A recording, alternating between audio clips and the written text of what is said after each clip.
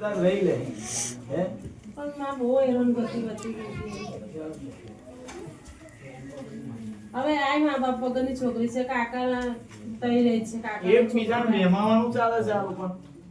મહેમાન લે છે ચાલે એ બેની તો લડાઈ જ નથી તો કોની છે એની હાહુની લડાઈ છે તેની હાહુના મેન કિશન ખિલાડી આ છોકરી છે ને હસમુખ છે એટલે ગમે તેમ જો હસે એટલે કે આ નહીં આવી મારે એટલે ગમે તેમ મારે તો વગર મા બાપ ની હોય તો મારે જ ખાવા દેવાનું આજે 7 વર્ષ થયા ને લગન ને ના ના ના આ દીકરીના ઘરવાળા હું નોકરી ધંધો કરે છે એમને ડ્રાઈવરિંગ કરે છે ટ્રક દારૂ બારૂ પીવે છે ના કોઈ વ્યસન નથી કોઈ ખાવા બાવાનું ખરું હા ખાય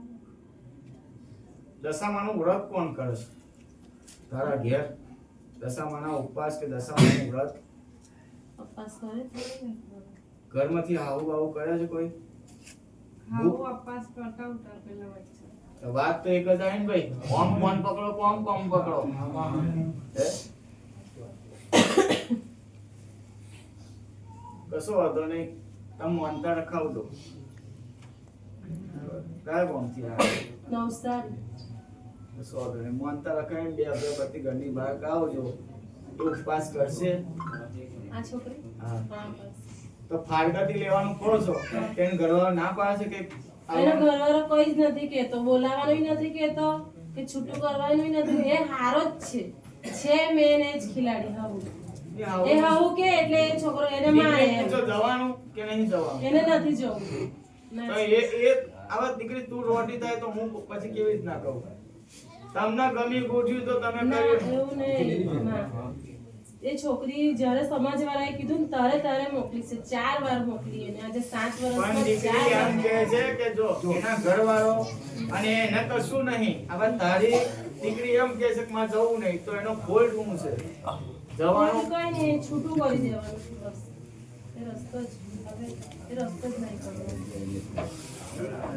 કશો વાંધો નહીં તમારે જેવું અનુકૂળ લાગે એવું કરો બરાબર મંત્ર લઈ લો અને એનો ઉપવાસ કરાવજો જો કરત તો કરશે તો એનો ઉપવાસ કરાવજો આરું કંઈક થઈ જાય ત્યાં પછી તમારું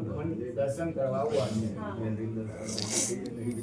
કેમ કે આ ચોરીનું ને એનું નહીં કહેતી એવું દીકરી તમે જાણો ભલે છો ચોરીનું માં તમે ના કેવું કેમ પણ કે જેને મારે ચોરી કોઈની કરી હાય ના એ ખબર છે કે કોને મારા ચોરી દીકરાનું કરી કશું ના છે થાય અમને ખબર છે ચોરી કોને કરી છે પણ એને ઉભળો તો વારવાનો એકવાર એ એને તો પગે ખબર છે દીકરીને લાગવાનો ખબર છે ને તમારી જો જે આ એ દીકરીને ખબર છે હા. તમારી જે બોન છે એને બધાને સીધો પાડે છે તો કહું આની દીકરી વાળા નહીં ચડું હા. બરાબર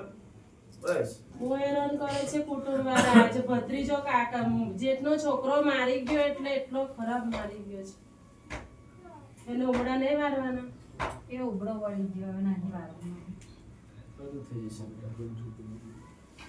કેમ કે આમાં કેવું હોય કે ઘેર આ નીતિ નિયમ ને ધર્મ આવે એને કોઈ નાગ બાગના સપના આવતા હતા એવું પૂછી લેવું ખાલી આ દીકરી આગળ બેઠી છે. બરાબર હવે જે રહે છે ને એ જગ્યા આખી નાગણી છે મારો દીકરો તો ઇન્ડિયા જોવા નહીં ગયો નાગનું સપનું બી આવે ને હાથે બી પડ્યો હતો મારા હાથે બી કોને બી અડધી પડશે મૂકવા પડે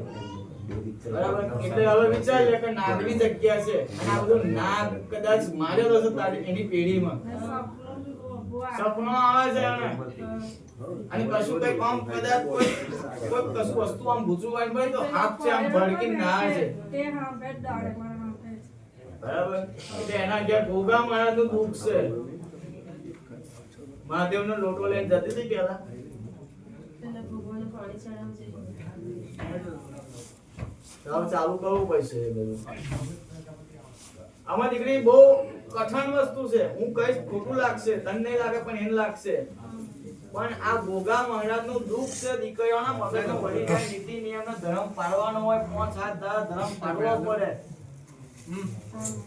એ જગ્યા આખી ભોગા મહારાજની છે હવે આ તય જ ખાવી છે બોલ